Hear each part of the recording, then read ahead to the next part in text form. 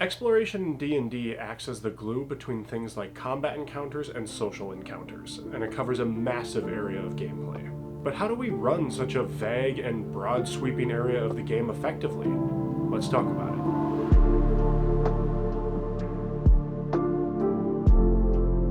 Hi, my name is Chris, and welcome to Ironforge Games, where we forge better games. So what is exploration exactly?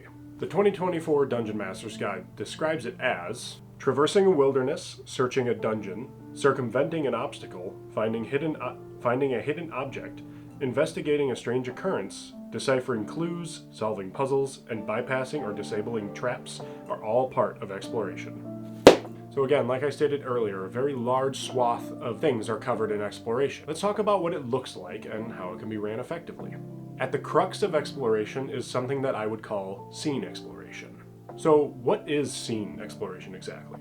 I would consider scene exploration anything about when you enter a new environment in a dungeon or go from moment to moment in an adventure. And when there are secrets to discover is what I would call scene exploration. You walk into the dungeon chamber. You enter the old library in the castle. You rappel down from the mouth of the cavern into the caves below. Each of these are scenes you are about to explore and with things to possibly discover. I would compare scene exploration to something like an onion. There are layers to it, and as you peel away those layers, you may discover what it has to offer. Perhaps it is a perfectly ripe onion, ready to be used for cooking right now. In an adventure, this may look like finding a chest and then unlocking it with thieves' tools and finding loot. Or perhaps you cut into the onion and discover that it is slowly starting to rot on the inside. In an adventure, this looks like a combat encounter. Roll for initiative. But if we're sticking with the onion analogy here, the first layer of any onion, that is the scene exploration of a game like D&D, starts with the GM's narration.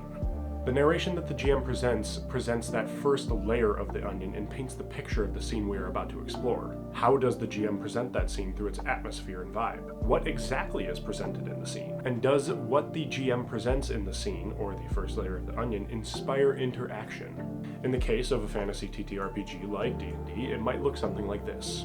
As you enter the old barracks, cots stand dilapidated and overgrown with fungus. Skeletal remains consumed by fungal growth line almost every bed, with a small footlocker on the end of each bed. And in the center of the room rests a humanoid corpse with slimy scales covered in fungus. What do you do?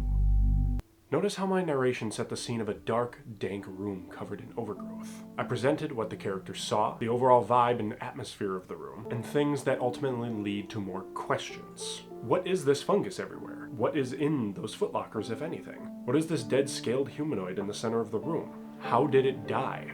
This is our first layer of the scene exploration, or our scene exploration onion. The next layer of scene exploration is something I would call soft initiative. Of sorts, it's just effectively letting the players investigate and interact with the environment that you have presented to them. Similar to turn taking in combat, though not necessarily needing to roll for initiative, though you possibly could. Perhaps a player pursues one of those open-ended questions that you presented in your scene narration. Perhaps they want to know what's within the footlockers at the edges of the bed. Perhaps they want to investigate the fungus or the dead humanoid on the floor. Or perhaps even they ask about something you didn't describe. Are there any cracks in the walls that I can see out of? Maybe you as the GM didn't plan for anyone to look for cracks in the walls, but since this is a dilapidated fortress, it makes perfect sense that someone would want to know if there are. You ask the player looking for cracks in the walls to make a perception check. They roll a 15, a decent roll. But now you must resolve that outcome. That brings us to our next layer of resolving outcomes. Generally, when it comes to resolving outcomes of player interactions and exploration, defaulting to yes is a general good rule of thumb.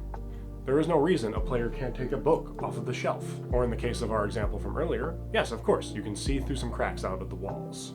In So You Want to Be a Game Master by Justin Alexander, he talks about narration and narrating the outcome and rulings, providing the following options: defaulting to yes, yes but, no but, and making a check. The reason Justin recommends defaulting to yes is because this simply puts the game back into the player's hands. You want to take a book off the shelf? Okay, yeah, you can do that. As you do, you find a book about historical texts of wars in the last 2 centuries. What do you do next? In our example earlier of the character wanting to look for cracks in the walls, the ruling yes but was used because there is something called a hidden element in that room. Because of course, they can most certainly look for cracks in the wall and most certainly find some. But Will they find the crack in the wall that specifically has a emanating light coming from within the fissure? A scene element was hidden and the character action had a possibility of finding that secret.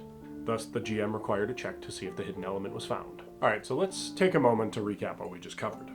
First, the GM sets the scene with their narration, leaving gaps for their players to ask questions. Players begin taking turns to interact with the scene and going through their soft initiative. Lastly, we resolve the outcomes defaulting to yes where applicable and asking for a check where not. And so the cycle of exploration continues. So now that we've talked about the cycle of exploration, let's talk about some general tips that could help you run it a little more effectively.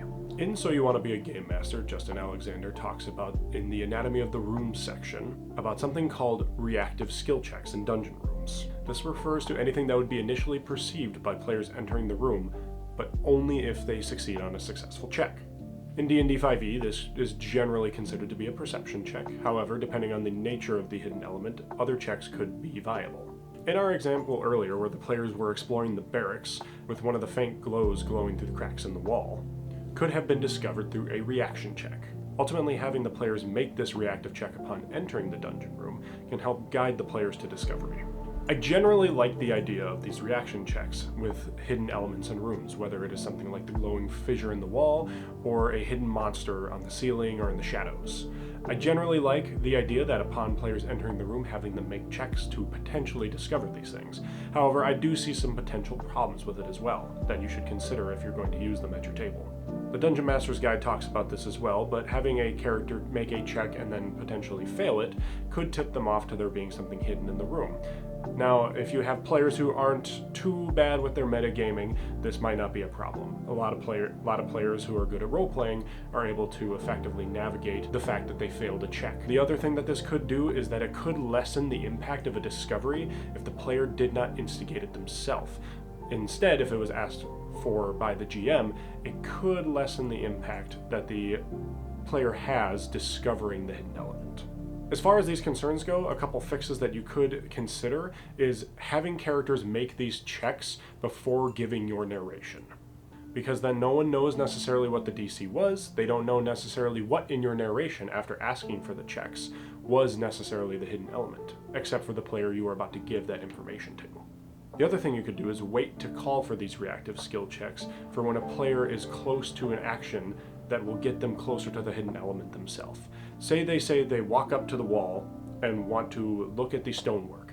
You could tell them to also make a perception check to see if they notice the crack in the wall that has a light emanating through it, ultimately making their interaction with the environment more impactful. The next tip is a brief one, and no pun intended, because it's about keeping your narration brief. Ultimately, keep your narrations brief and provocative, and like I said earlier, you want your narration to inspire interaction from the characters. Do not just tell them everything interesting about the room they just entered. Have your descriptions pose curiosity in them. And lastly, be open to player ideas when it comes to exploration. Though it may be tempting to only move exploration forward when characters interact with things you've planned for them to explore, a lot of great things can come from being open to players who propose interesting ideas that you didn't necessarily plan for. Being open to that curiosity could lead to more excitement and adventure. And this is not necessarily to say that every player's ideas have to move things forward in the adventure or the exploration scene. They can just be dead ends, and that is okay. But if they propose an action in exploration that doesn't necessarily lead to answers, that's okay. Perhaps, though, it could provide them more context to the situation they find themselves in. In the old barracks example from earlier, maybe you didn't plan for the players to look for cracks in the wall, but you know that the room is actually part of a series of underground tunnels that are following an underground river. And finding cracks in the wall could allude to the fact that there is running water just outside the walls of the room that they find themselves in. Being open to player ideas could lead to discoveries that even the GM did not know about or plan for. Exploration in D&D is ultimately about the fun of discovery and inviting curiosity into our games. Where combat brings about the high-octane excitement of action, exploration brings about revelations that makes combat and other elements of our game even more exciting. I hope today's overview of the exploration pillar of D&D was helpful and has you excited to run some exploration scenes at your next game. Please leave any comments, ideas, or feedback from me as a new creator down in the comments below. and share what was most helpful from this video or how you run exploration at your table. And I will see you next time on Ironforge Games.